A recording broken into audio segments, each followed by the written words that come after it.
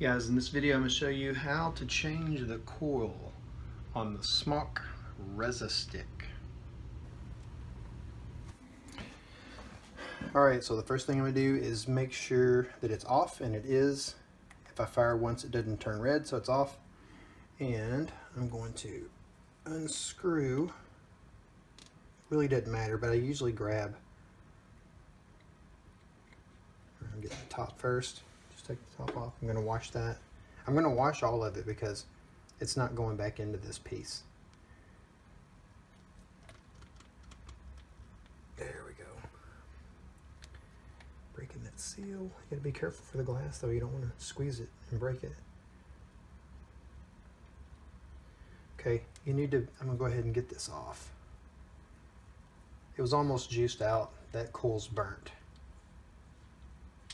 I'm going to wash that off too because it's got a little bit of this residue on there. Look at the coil. I don't know if you can see it there. Let's see.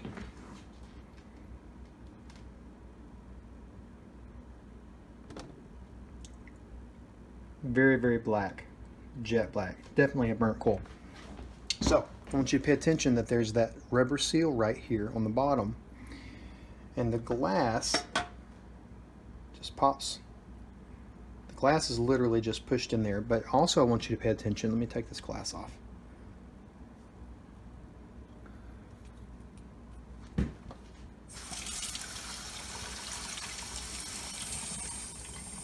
Don't have to fear getting it wet or even the coil because I am not going to reuse it.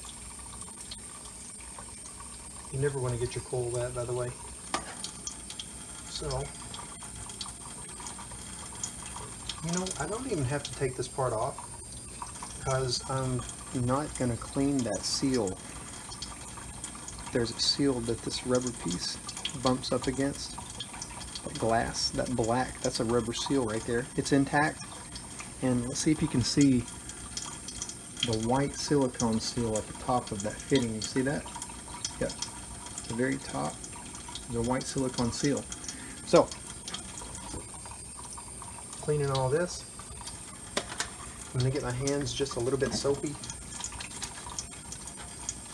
Roll that around in there.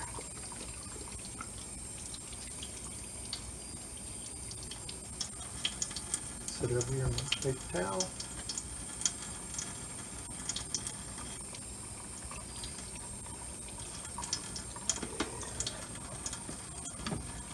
So I usually pop the top off too.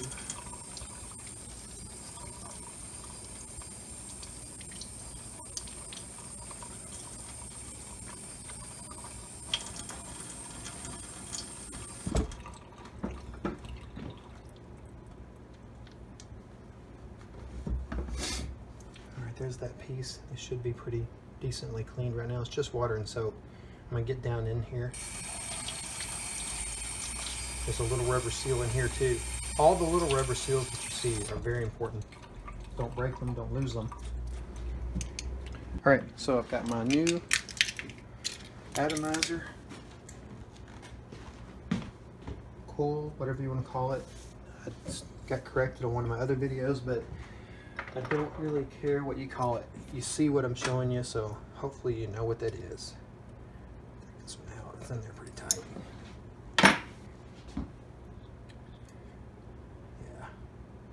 Again, that rubber seal is right there seated. It's very nice. It didn't have any tears in it. If you can see the bottom of these coils, there's two seals. There's a seal at the bottom here, and there's a seal right here. Those things are important. They keep the liquid from draining out. And this groove that's in the top rim right here is what fits into the top of this. And that's why that rubber seal is there at the top of that. I know this isn't very good light, but it's all I have right now. So, black one done. Trash. Okay. I have found that the best way to seal this, because you don't want that juice to slip out when you pull on it, and is to make sure that this is seated very well into the bottom half first. So that's what I'm going to do.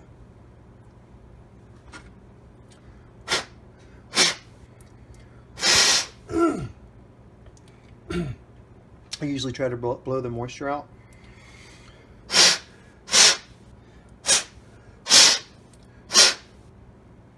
There's your pin. Your firing pin is in there. And this is going to seat right into that part, just like that. So you got to go real careful. You want to thread it very, very nice and even. And do it gently so that you know that it's on track without breaking any threads. I feel like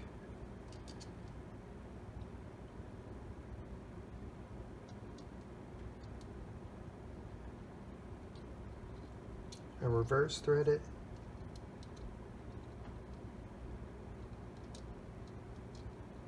And then get it started. I just can't get a good grip because my hands are still wet. There we go. Yeah. It's in there good. I'm going to give it one little snug. It's also going to tighten up a little whenever I get the top down.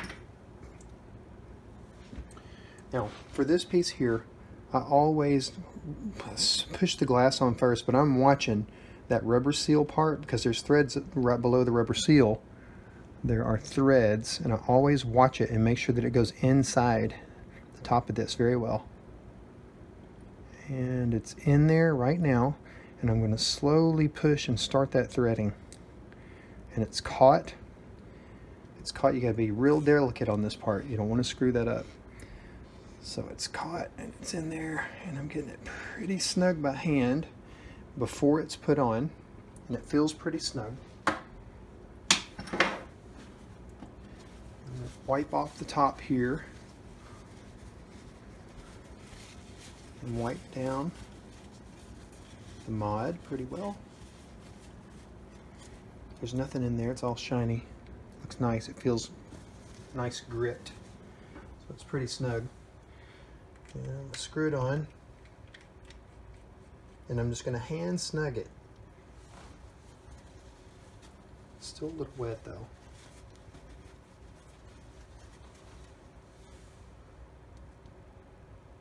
Not crazy, just pretty snug, and it is. And that's tight enough that you know your seals will be good. So, I'm going to fill it up with juice. Let's see if you can see that. Yeah. It's my favorite juice, and I have it. I always spin it before I put it in because I feel like that it doesn't completely, like it separates. Sometimes the nicotine tastes stronger than the flavor, as if it's kind of separated. I don't know if this is true, it's just what I do. Squeeze it down, and then I'm going to do that priming that I mentioned in my previous video. I fill it right to the top. A lot of people say don't fill it to the top because what if there's a leak? But I've done this so many times, I know it's not going to leak. If you do it right, it's not going to leak. Alright, put the top back together. This just snaps in there. Screw that on there. It's all pretty snug. Everything's pretty clean. You need to wash this mouthpiece at least once a week too, by the way, because your mouth bacteria cultivates, culturizes, I don't know what you call it, but it will make you sick. You got to clean it.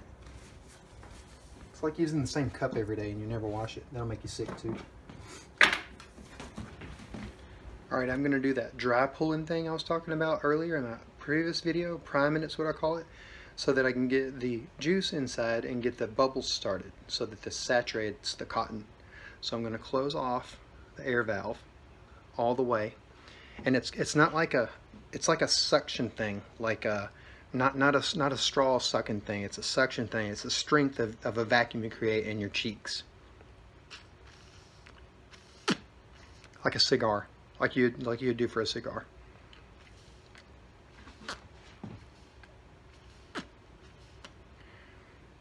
And there's the bubbles. It's starting to aspirate. That's good. It's exactly what you want to see.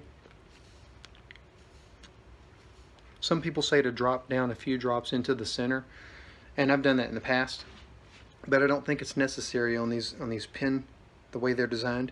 And this priming pulls the liquid up into it to get it ready.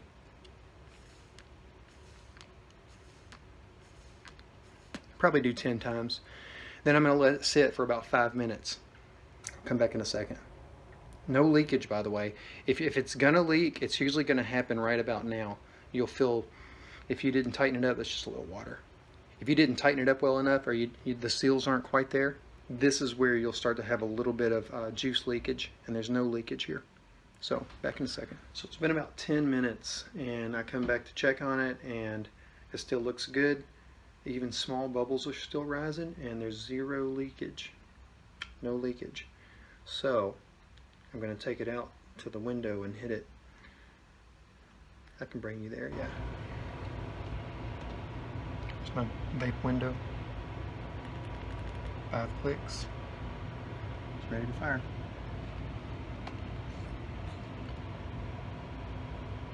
You can't have it completely sealed up or nothing will come through. I'm putting about 3/4 open.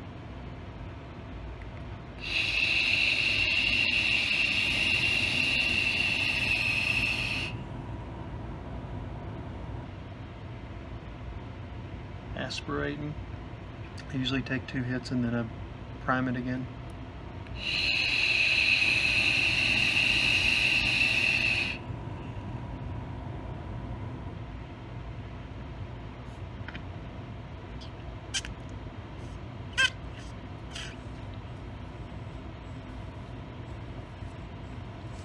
They always have that new kind of plasticky as soon as the cotton first gets broken in.